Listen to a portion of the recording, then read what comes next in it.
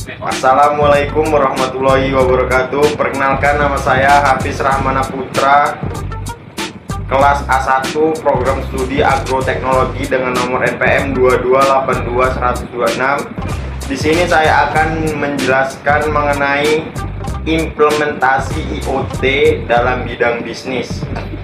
Sebelum saya memulai presentasi saya, yang saya hormati Bu Ria Ukur Ginting, SSI MCS, selaku dosen pengampu mata kuliah Teknologi Informasi.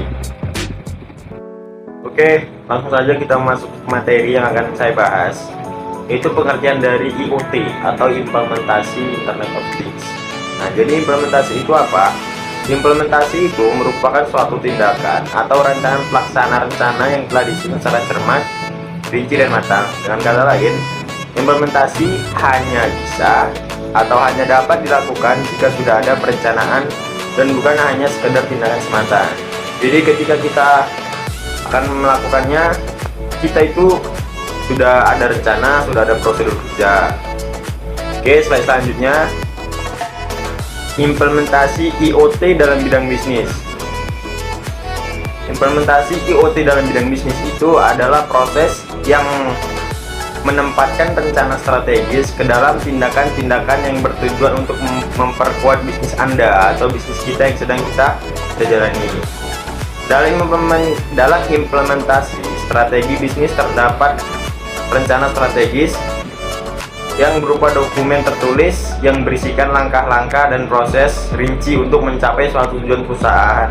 Nah, jadi Internet of Things dalam bidang bisnis ini bisa kita lakukan di perusahaan-perusahaan, yaitu pada saat kita akan mempromosikan barang, saat kita akan melakukan pemasaran produk, jadi cakupannya lebih luas. Oke, di slide yang ketiga ada faktor-faktor implementasi. Nah, faktor-faktor implementasi itu ada 4. Yang pertama adalah komunikasi. Komunikasi implementasi akan berjalan efektif. Nah, jadi komunikasi implementasi itu akan berjalan efektif apabila ukuran-ukuran dan tujuan-tujuan kebijakan dapat dipahami oleh setiap individu. Nah, jadi setiap individu itu dia bertanggung jawab dalam pencapaian tujuan kebijakan. Kejelasan dari ukuran dan tujuan kebijakan dengan demikian perlu dikomunikasikan secara tepat dengan para pelaksana. Yang kedua ada sumber daya. Nah, jadi sumber daya ini maksudnya yaitu komponen-komponen dari sumber daya ini meliputi jumlah staf, keahlian para pelaksana, informasi yang relevan dan cukup untuk mengimplementasikan kebijakan dan pemenuhan sumber-sumber terkait dalam pelaksana program. Nah, adanya kewenangan yang menjamin bahwa program dapat diarahkan kepada sebagaimana yang diharapkan, serta adanya fasilitas pendukung yang dapat dipakai untuk melakukan kegiatan program seperti dana dan prasarana. Nah, di posisi ketiga adalah di posisi, yaitu sikap. Salah satu faktornya yaitu sikap implementer. Apabila implementer disetujui dengan bagian-bagian isi dari kebijakan, maka mereka akan melaksanakan dengan senang hati. Tapi jika pandangan mereka berbeda dengan pembuat kebijaksanaan, yaitu sebaliknya, maka proses implementasi akan mengalami banyak masalah. Di bagian di posisi ini terdapat 3 bentuk sikap atau respon implementer terhadap kebijakan, yaitu yang pertama, kesadaran pelaksana, petunjuk atau arahan pelaksana untuk merespon program ke arah penerima atau penolakan, dan intensitas dari respon tersebut. Yang keempat ada struktur birokrasi yang membahas mengenai badan pelaksana suatu kebijakan.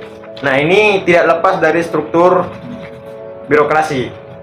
Nah, struktur birokrasi ini merupakan karakteristik norma-norma dan pola-pola hubungan yang terjadi berulang-ulang dalam badan-badan eksekutif yang mempunyai hubungan baik potensi maupun nyata dengan apa yang mereka miliki dan menjalankan kebijakan. Nah, jadi faktor yang keempat ini lebih dominan ke pemerintahan. Oke, di slide selanjutnya yaitu ada unsur-unsur yang harus ada dalam IoT. Nah, jadi yang pertama adalah unsur sensor-sensor. Sensor-sensor di sini merupakan perangkat yang sangat canggih, di mana alat-alat ini bisa menangkap atau mendapatkan informasi terkait dari hal-hal tertentu seperti sensor gerak, suhu, udara, panas, dan lain-lain. Untuk kedua adalah konektivitas. Di sini berfungsi sebagai penghubung dan pertukaran informasi yang terjadi pada IoT. Konektivitas ini biasanya yang dibutuhkan harus stabil, namun tidak perlu dalam bentuk yang besar-besar juga. Yang ketiga ada perangkat yang berukuran kecil.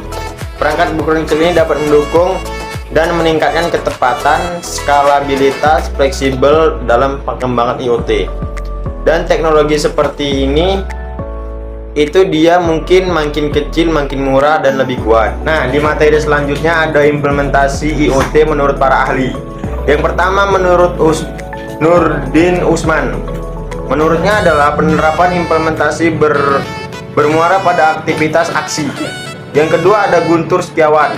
Menurut dia, implementasi artinya perluasan aktivitas yang saling menyesuaikan proses integrasi antara tujuan dan tindakan untuk mencapai.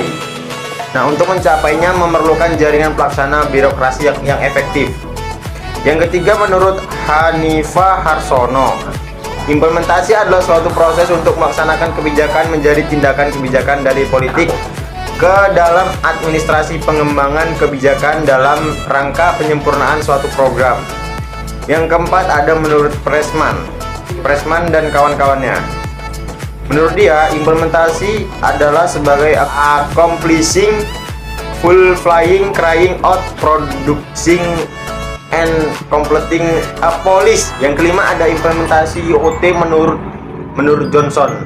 Menurut Johnson di sini, implementasi itu adalah batasan tentang implementasi tadi. Oke, di nomor 6 ada menurut Matsmanian Sabatir. Menurut dia, implementasi adalah suatu pelaksanaan dari kebijakan dasar hukum yang berbentuk perintah atau keputusan atau putusan pengadilan. Proses pelaksanaan ini berlangsung setelah sejumlah tahapan seperti tahapan pengesahan undang-undang dan kemudian output dalam bentuk pelaksanaan keputusan kebijakan dan seterusnya sampai kebijakan korektif yang bersangkutan. Yang ketujuh ada menurut Solikin Abdul Wahab. Menurut dia definisi implementasi adalah sebuah tindakan-tindakan yang dilakukan baik oleh individu-individu penjabat atau kelompok-kelompok pemerintah atau swasta yang diarahkan pada tercapainya tujuan-tujuan yang telah digariskan dalam keputusan kebijakan. Yang ke-8 dan sekaligus yang terakhir ada menurut Van Meter dan Van Hort. Makna implementasi adalah pelaksanaan tindakan oleh individu pejabat, instansi pemerintah atau kelompok swasta yang bertujuan untuk mencapai tujuan yang telah digariskan dalam keputusan tertentu. Badan-badan itu melaksanakan tugas-tugas pemerintahan yang telah berdampak pada warga, namun dalam produktivitas instansinya pemerintah sering menghadapi pekerjaan di bawah mandat undang-undang, sehingga membuat mereka menjadi tidak jelas memutuskan apa yang boleh dilakukan dan apa yang tidak boleh dilakukan.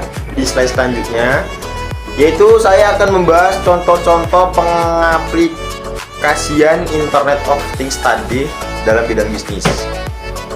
Yang pertama ada QR code payment, adalah IoT yang sangat sering Anda temui, terutama pada saat kita membayar suatu produk.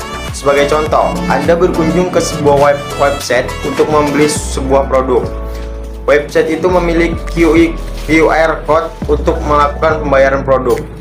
Saat Anda memindai QR code tersebut dengan kamera smartphone, Anda akan diminta untuk memasukkan nominal pembayaran. Setelah melakukan pembayaran, data Anda akan terekam dan disimpan di database website.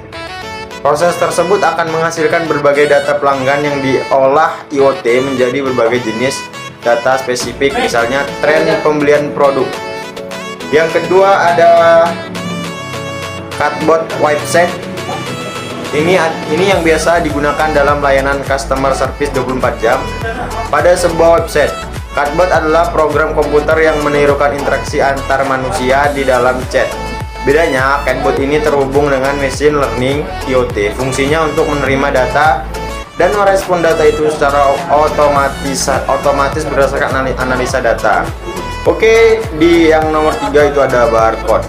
Barcode adalah contoh IoT dalam kehidupan sehari-hari. Barcode biasanya digunakan untuk menyimpan dan menampilkan informasi terkait produk tertentu. Misalnya kuantitas stok produk, harga, dan detail proses dalam pabrik. Katakanlah Anda memiliki stok produk. Anda memasang barcode di tiap produk. Saat barcode tersebut dipindai oleh sensor, maka Anda akan melihat informasi detail terkait produk yang Anda beli tersebut. Nah, di slide selanjutnya ini merupakan slide terakhir. Di sini saya akan membahas sikap-sikap dalam berbisnis. Yang pertama ada creativity. Itu adalah kemampuan seseorang untuk menciptakan ide atau produk baru dengan cara mengombinasikan, menambahkan, atau menggunakan kembali ide yang sudah ada. Kreativitas dianggap sebagai jantung pengembangan sebuah perusahaan. Kreativitas merupakan kerangka kinerja intelektual yang memotivasikan mereka untuk berpikir out of the box sehingga memberikan solusi yang inovatif. Yang kedua ada attitude toward entrepreneurship. Ini merupakan persepsi individu apakah sebuah perilaku dapat menguntungkan atau tidak jika dilakukan atau tidak dilakukan, khususnya persepsi individu pada kegiatan berwirausaha. Terkait dengan kewirausahaan tadi, attitude adalah persepsi seorang individu yang dapat memengaruhi sikap positif dan intensitas pada entrepreneurship. Entrepreneurship akan dianggap sebagai suatu hal yang positif secara umum dan berpotensi mendatangkan keuntungan. Nah, sikap-sikap dalam berbisnis selanjutnya adalah objective norm, merupakan persepsi seorang tentang perilaku yang sesuai atau tidak sesuai dengan persepsi orang lain tentang perilaku tersebut, khususnya kegiatan berwirausaha. Subjective norm juga diartikan sebagai keyakinan atau suatu norma subjektif yang terbentuk dari suatu keyakinan normatif berhubungan dengan persepsi sebuah kelompok atau individu rujukan yang akan mendukung atau tidak mendukung perilaku kita. Oke, sekian materi dari saya, lebih dan kurangnya saya mohon maaf. Saya akhiri, wabillahi taufiq wal hidayah. Wassalamualaikum warahmatullahi wabarakatuh. Bye bye.